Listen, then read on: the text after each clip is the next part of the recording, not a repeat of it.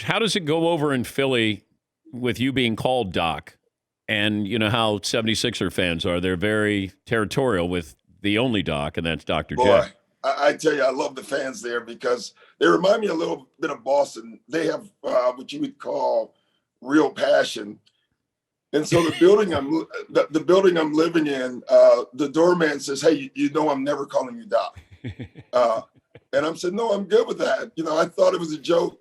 Dan, I've been there now, 6-7 months living there, and it's either "Hey, Mr. Rivers" or "Hey, Glenn." He is actually serious.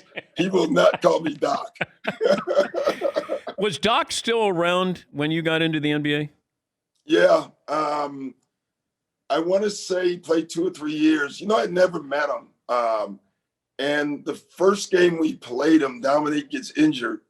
And Mike Fratello comes up to me and says, "Hey, you're our point guard, but I'm going to need you to guard, Dr. J." I was thinking this is not going to go well.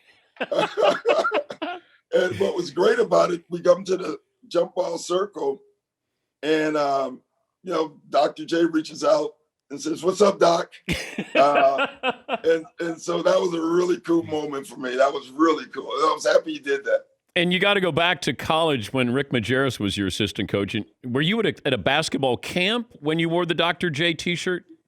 Yeah, I was a freshman in high school, and Rick and Al McGuire, they didn't know my name.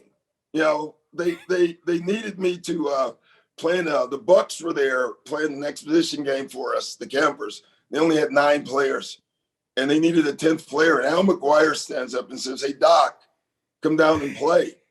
And I'm sitting there like looking just like all the other kids, thinking, "Who is Doc?" And he pointed at me.